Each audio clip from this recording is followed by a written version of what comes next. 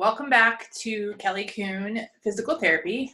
Today is a Move Anywhere, Anytime series. So I'm going to share my story today. Over the years, patients sometimes have told me some funny stories about how they got hurt. Oftentimes they almost feel a little embarrassed about it. And I wanted to share my story to show that it happens to all of us. All of us have some weird things that sometimes we do that cause pain. And I wanted to relate this back to my blog on Monday about load versus capacity. So I woke up with a headache, neck pain and shoulder pain all on the right side the other day. And I think I just overloaded that area. And I think the main reason I overloaded it is pretty embarrassing, but I'm going to share it. My husband had gone on a camping trip and talked to some of his friends, and they all decided that they were going to learn how to whistle with their fingers. So he came back and he was trying it, and I thought, oh, I'm going to try it too. So for about 2 days, I kept trying to whistle with my fingers, and I can't do it. I still can't do it. And I just kept blowing really hard, moving this way. So I flared my neck. I think on top of it, maybe I had spent a little more time at the computer. Maybe I hadn't slept well. So you can see how my load just kept going up on that area. And then I woke up and my body had just had enough. It was irritated. So it was pretty bad. It was probably about like a 7 out of 10. And I had to live my day. So I didn't want to take pills. So I got up and I started to do some exercise. So I started with, I wanted to load the area to increase the capacity of the area so it would calm down. So, and I wanted to also give this motion a break. Okay. So what I did is I started with my chin tucks, which I've done here on this series before. But what I added in was a side bend to the right because I really wanted to work towards the right side because that was the side that was irritated. So I went straight back to the right and I went all the way as far as I could. It might even hurt a little bit to do it, but it was okay.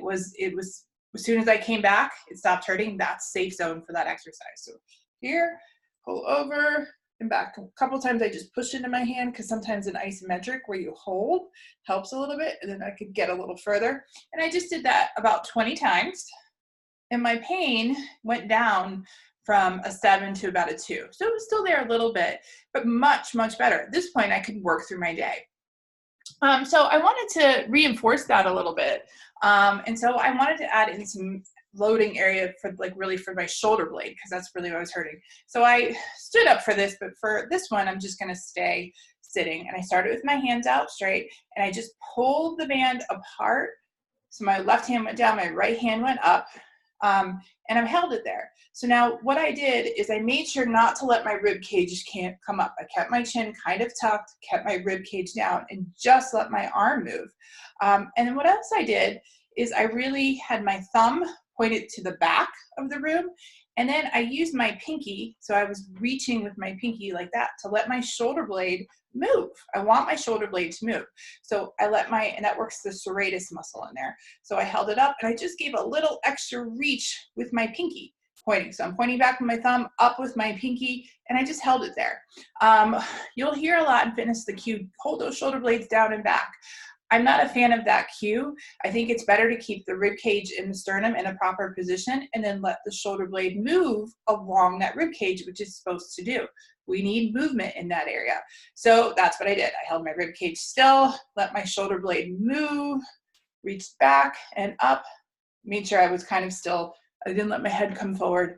And then I just held that for about a minute. Okay. And you can adjust the tension on the band you want it to be by the minute you're done, you're tired, but you want to be able to get to the minute. And I did that 3 times and then brought it back down slowly. I did that twice that day, but for the most part, I just did my chin tucks and my side bends probably about every hour, 10 every hour. And as soon as I started to feel the headache kind of creeping back up, I stopped and I did a few chin tucks just to kind of tell my body to calm it down. So I never got back above a 2 after that. And by the afternoon, it was completely gone. The next morning, I started to notice it coming back. So I did my exercises again, and I haven't had a headache or shoulder pain since. So that is my story of overloading and what I did to help increase my capacity and decrease the pain to overcome a headache, shoulder, jaw pain, which a lot of us wake up with at times. So you're not alone. It happens to us therapists too, but this is example to use movement as medicine. Please email me with any questions about the exercise. Give it a try. And if any of you know how to whistle with your fingers, I'd appreciate some tips because I'm still trying to learn how to do it. Hope you all have a great day.